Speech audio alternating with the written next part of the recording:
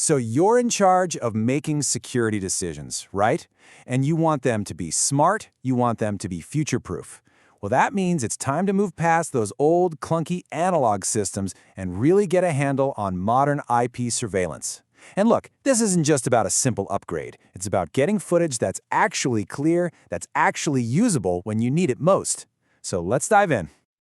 All right, so here's our game plan. First, we're going to tackle the big question. Why is IP surveillance pretty much the only way to go now? Then we'll get into the weeds a bit on the architecture.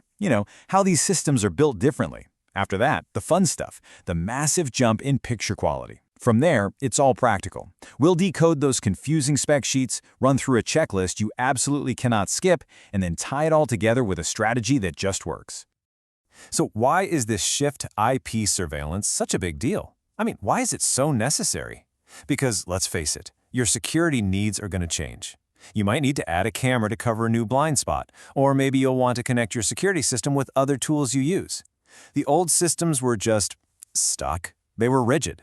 Modern IP systems, though, they're built from the ground up to be flexible, to grow with you instead of holding you back. Now, to really appreciate that flexibility, we've got to pop the hood and look at the wiring, so to speak.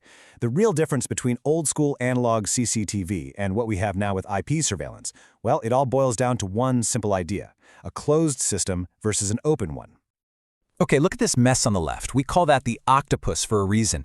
Every single camera needed its own bulky video cable and a separate power cable, all snaking back to the recorder. What a nightmare. It was rigid, inefficient, and you were stuck with a fixed number of inputs. But now look at the right. That's the IP world. It just runs on a standard computer network. Each camera is a smart little device on that network, connected with just one cheap, simple cable. You want to add another camera? No problem. It's incredibly easy to scale. And this right here is one of the biggest game changers. That single network cable I mentioned, it can carry both the video data and the electricity to power the camera. It's called Power over Ethernet, or PoE. Think about that. You've just eliminated half your cabling right off the bat. Installation becomes so much simpler, it cuts costs, and adding a new camera anywhere you have a network drop becomes a piece of cake. Okay, the cabling is cool, I get it. But that's just the warm-up act. Let's get to the main event. The number one show-stopping reason for this whole revolution: image resolution. This is where we go from just seeing that something happened to being able to prove exactly who was involved. Take a good long look at this number. This was it. This was the absolute unchangeable ceiling for analog CCTV. It didn't matter if you had the best camera lens in the world. It could never capture more detail than this. Why? Because it was literally changed to a 50-year-old video standard. We're talking ancient technology. Now, look at this. This is what a pretty standard, modern 3-megapixel IP camera gives you. Because it's digital, it's not chained to anything. We've completely shattered that old, low-resolution ceiling and walked into a whole new world of high-definition clarity. Let's be crystal clear about what this jump really means. We are talking about 9 times more detail. 9 times! That's the difference between seeing a blurry, useless blob and being able to clearly identify a face, read a logo on someone's shirt, or make out the numbers on a license plate. That is what turns a recording into actual, usable evidence. All right, so having more pixels is obviously a huge leap forward, but it's not the whole story, not by a long shot. Now we need to learn how to translate all those technical specifications you see on the side of a camera box into real, tangible security outcomes for your business. Okay, write this one down. Pixels per foot, or PPF.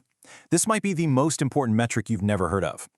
See, it's not just about how many total pixels your camera has. It's about how many of those pixels are actually focused on your target. The general rule of thumb is you need about 60 pixels packed into every foot of your scene to reliably identify a person. If you drop below that, you'll see what happened, but you'll have no idea who did it.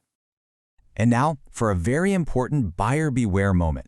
Let's talk about low light performance. You're going to see a lux rating on spec sheets, and in theory, the lower the number, the better it sees in the dark. But here's the dirty little secret. There's no universal standard for how companies measure this. So one company's number can't be fairly compared to another's. A number on a spec sheet can be totally misleading. Don't trust the number. Always, always look for real-world video samples. Next up is speed, frames per second, FPS. Do you really need that buttery smooth 30 frames per second video you see in movies? For most situations, absolutely not. Recording at that speed just eats up a massive amount of storage and network bandwidth for basically no benefit. For just general oversight, say in a retail shop, 7 to 10 frames a second is plenty to see the whole sequence of events. The big exception is high-security spots like casinos, where that 30 FPS might actually be a legal requirement. You know that security footage where someone walks in a door and they become a complete black silhouette against the bright light from outside? So frustrating, right? Well, wide dynamic range, or WDR, is the magic trick that fixes that exact problem. It lets the camera simultaneously see the details in the dark, shadowy areas and the bright, blown-out areas in the very same shot. It's an absolute must-have for places like lobbies and entryways. So we've talked about some amazing technology, but I'm going to be completely honest with you. None of it matters if the planning is all wrong. This next part, your pre-deployment checklist, is hands down the most vital step in this entire process. Getting this right is what separates a successful system from a very, very expensive mistake. Before you even think about buying a single camera, you have to answer these 3 non-negotiable questions. First, what is the actual goal here? Are you just trying to deter theft, or do you need forensic-level evidence that will hold up in court? Your goal determines everything. Second, is anyone going to be watching these cameras live? That changes the kind of cameras you might need.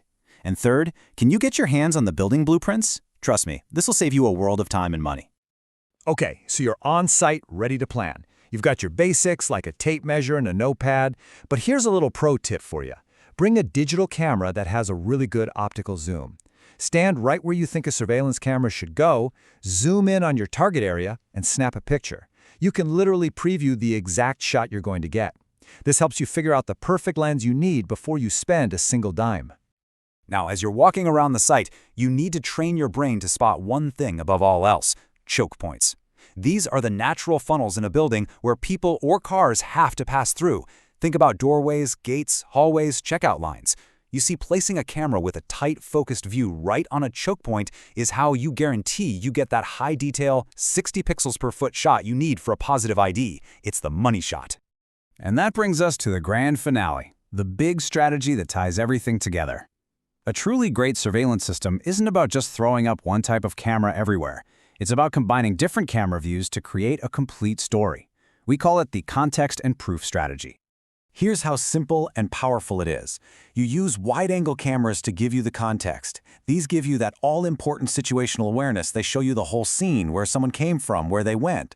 But then, you use those tightly focused cameras on the choke points to provide the proof. That's the high-resolution, crystal-clear detail you need to identify someone. Context plus proof. That's the winning formula.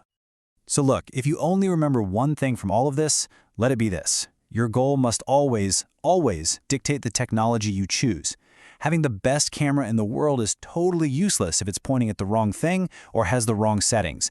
Real success comes from carefully matching every single feature, the resolution, the frame rate, the lens, the WDR, to the specific job you needed to do. And I'll leave you with a little puzzle to think about. To get a clear shot of a license plate on a moving car at night, you need a very fast shutter speed. It freezes the motion. It cuts down the headlight glare. It works great for the plate. But what's the trade-off? That exact same setting will probably make a person walking in the shadows right next to that car almost invisible. It's a perfect example of the challenges we face, and it's a great reminder that in surveillance, there are always trade-offs to consider.